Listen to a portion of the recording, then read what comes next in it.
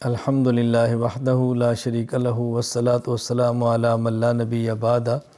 پارہ نمبر 18 سورۃ المؤمنون۔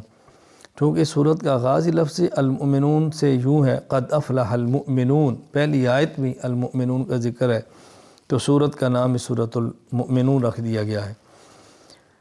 اللہ تعالیٰ نے مومنین کی صفات کا ذکر فرمایا، قد افلح المؤمنون، ایمان والے کامیاب ہوں گے۔ ایمان والے کون ہیں؟ نمبر 1، نماز میں خشوع اور خضوع کا خیال کرتے ہیں، لغو اور بیہودہ چیزوں سے بچتے ہیں، زکوٰۃ کی ادائیگی کرتے ہیں، زنا اور فحش کاموں سے بچتے ہیں، امانت کا خیال کرتے ہیں، امانت کی حفاظت کرتے ہیں، اپنے عہدوں کو پورا کرتے ہیں۔ پھر اللہ تعالیٰ نے اپنی وحدانیت پہ دلائل بیان فرمائے کہ دیکھو اللہ تعالیٰ نے کس طرح ایک پانی کے نطفے سے پیدا فرمایا۔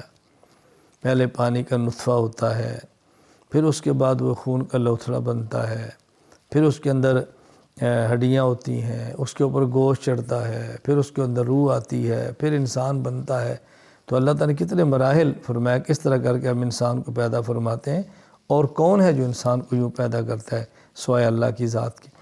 بارشیں ہم برساتے ہیں، پھول پودے ہم اگاتے ہیں، سمندروں میں کشتیاں ہم چلاتے ہیں، تو یوں اللہ تعالیٰ اپنی توحید کو سمجھایا ہے۔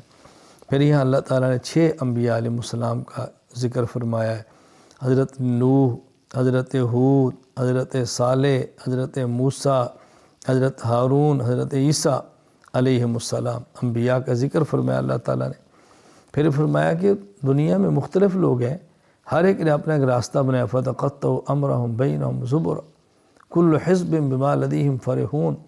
باطل والے اپنے باطل پہ خوش پھر رہے ہیں، اور وہ سمجھتے ہیں شاید وہ حق پر ہے، حالانکہ وہ باطل پر ہے۔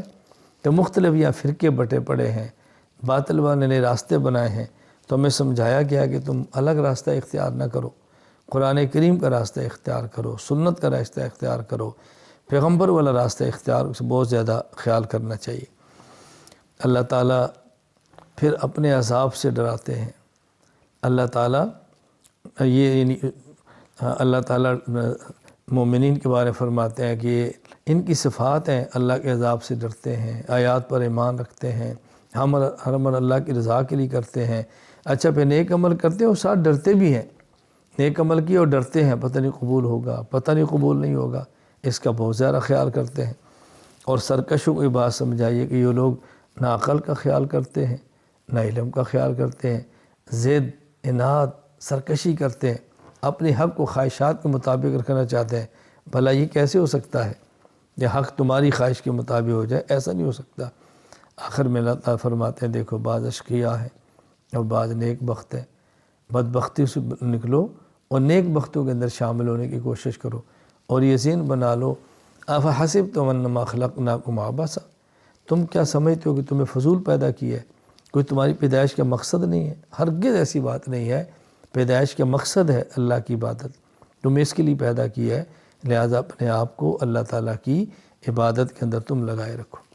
سورۃ النور، اللہ تعالیٰ نے اس آیت میں چونکہ نور کا ذکر فرمایا، اللہ نور السماوات والارض، اپنے نور کو، تو سورت کا نام ہی سورۃ النور ہے۔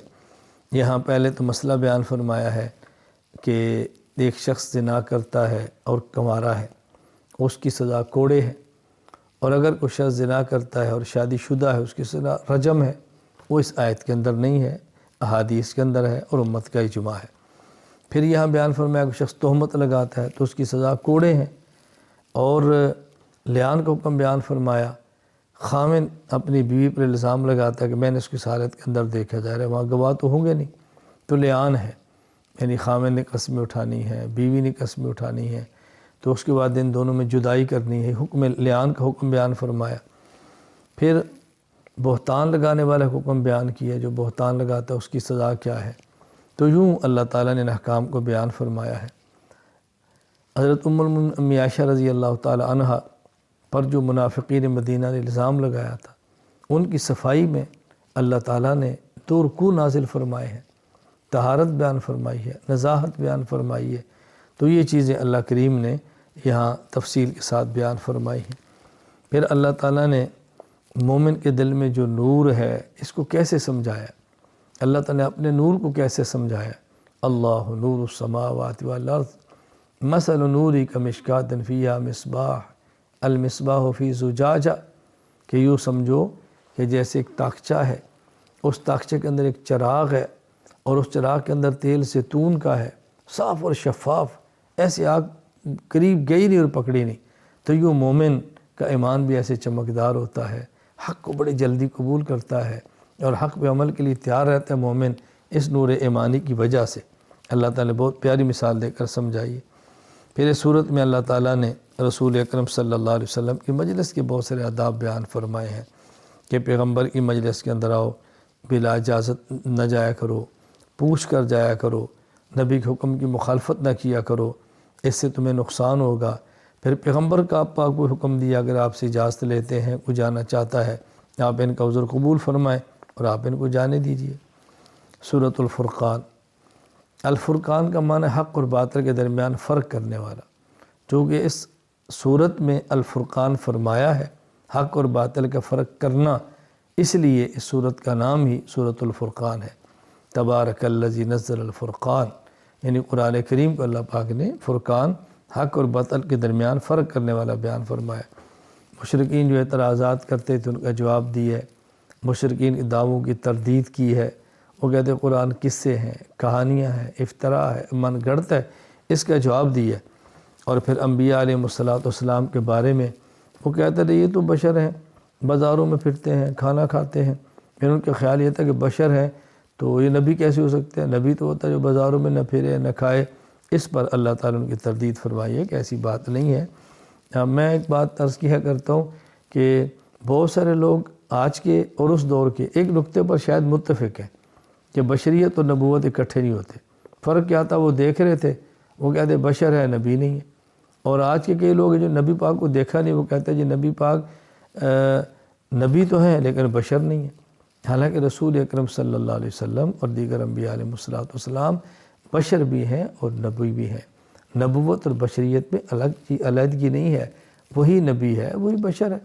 اللہ تعالیٰ نے بشر کو افضل اور اشرف المخلوقات بنایا ہے، مسجود الملائکہ بنایا ہے، اپنا نائب بنایا ہے، تو بہت بڑا رتبہ ہے بشریت کا۔ تو اللہ تعالیٰ نے بات سمجھائی ہے اور آخر میں پھر یہ فرمایا کہ آج مشرکین کو بات سمجھنی چاہیے، قیامت کا دن ہوگا، پھر وہ موت کو طلب کریں گے تو موت بھی نہیں آئے گی۔ اس وقت سے پہلے اپنے آپ کو بچاؤ، صحیح عقیدے اختیار کرو، توحید پر آؤ، رسالت پر آؤ، قیامت پر آؤ اور نیک اعمال کو اختیار کرو۔ وآخر دعوانا الحمد للہ رب العالمین۔